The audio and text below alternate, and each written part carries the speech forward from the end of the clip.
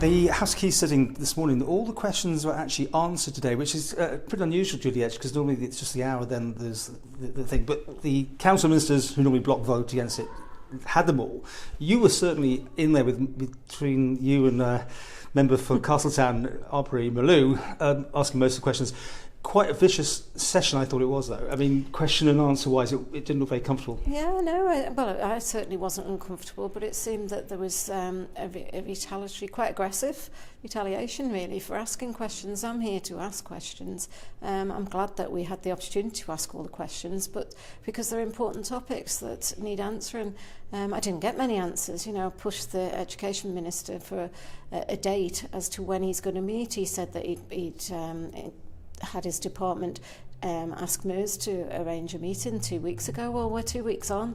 This is an urgent situation for the future education of our island, and you know, I think it's going to be difficult going into Beamans for them to be able to successfully get through that without, let's get this dispute resolved as well. So just not happy with the answers? No, well, they weren't answering.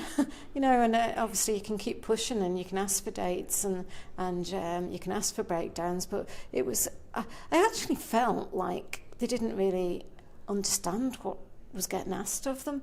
You know, obviously they've got pre-scripted answers, and I suppose if you throw a little bit of curveball in there, it makes it more difficult. But I didn't think some of the attitudes were called for, and it's actually showing the House in bad light, I feel. Well, that was education. You and the Chief Minister were also locking horns.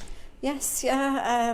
Obviously, and at the very end there, the Chief Minister was commenting with regards to something. Yes, yeah. Well, he was commenting that you know, us members were more concerned about the Public Health Act and the Emergency Powers Act and which one to use, and I just felt it was quite derogatory to criticise members. We're there to make sure that the laws are appropriate for the island and for the people of the island. So I did ask him to retract his comments. He didn't, but I did ask him to.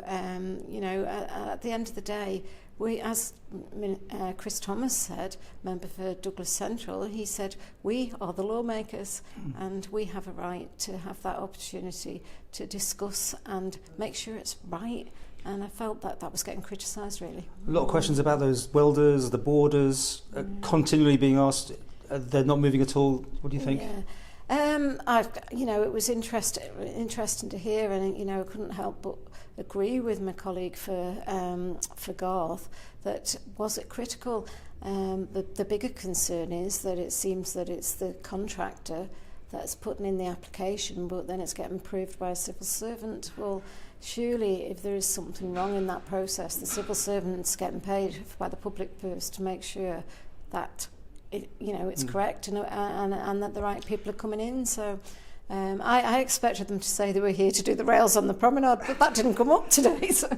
Quite an interesting insight from the Chief Minister, who wouldn't name the company, but to say here that a company refused to wouldn't let their work people undertake the COVID test, and therefore it's either you let them in without that COVID test, or you don't let them in at all. And I wasn't sure where that was going. Yeah, no, we didn't really get a straight answer as to whether they did come. Exactly, did they come in or not? Well, I did ask. I didn't get a straight answer.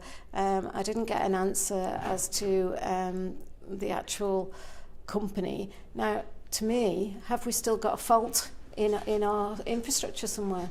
Or did they arrive? It seems to me that they must have arrived, else we'd have known about the fault in the infrastructure. So, and that's the obvious reason why they've had to come. So. Are you going to keep asking this amount of questions?